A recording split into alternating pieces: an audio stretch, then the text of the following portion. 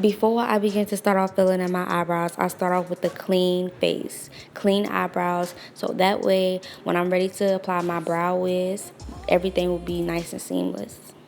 Now I'm going to start off with brushing my eyebrow hairs nice and even. I'm doing this as my first step so I can go ahead and get my eyebrow hairs nice and formed so I'll be ready to apply my eyebrow pencil.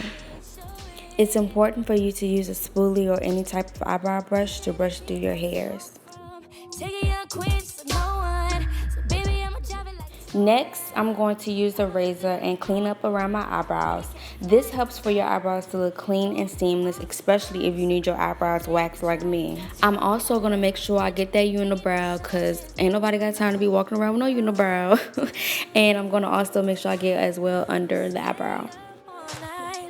So after using my razor, I go through one more time and brush through my hairs just to make sure I get any loose hairs that may have not fallen out. Now we're going to go ahead and start beginning to fill in our eyebrows. I use the NYX Brow Pencil in dark brown. So you want to use a brown pencil, and with a very light hand, I mean very light hand, start at the end of your eyebrow tail. And I like to work my way slowly with still light strokes. Less is more definitely when it comes to eyebrows. As you can see, I'm just working my way up the eyebrow. And when I say I'm working my way up my eyebrow, you can see I'm still going just a tad upward, but still bringing it all the way back down. And the way I'm going about getting that nice arch, I'm just going from the top of the brow and then rounding it out as I make my way to the tail still. You can see I barely have product on my eyebrows because I'm using light strokes. If you press hard against your eyebrow, you're going to have a harsh eyebrow. Blending is definitely the #1 rule, so after I fill in my eyebrows, I brush through them once again just to make sure that the product is good and even. Now I've took an angle brush and dipped it into my LA Girl Pro Concealer and placed the concealer under my eyebrow as well as above.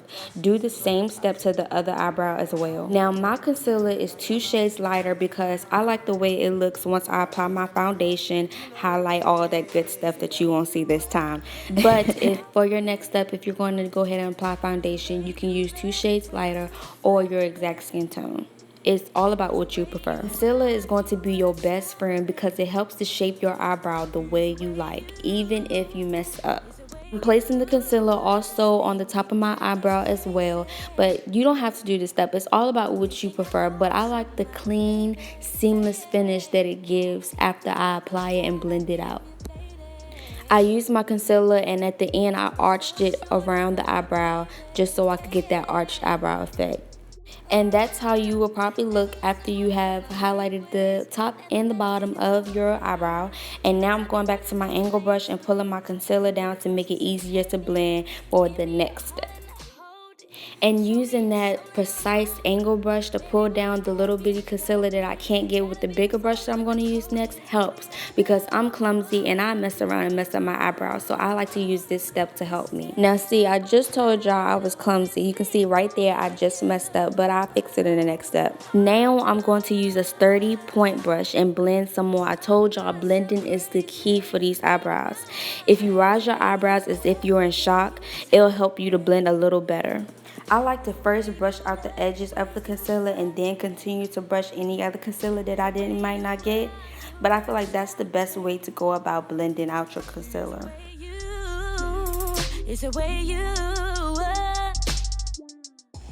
And I'm just going to do the same for the other eyebrow. I'm just making sure that I blend them edges out and then go to the top, blend them edges out and blend some more and some more and some more.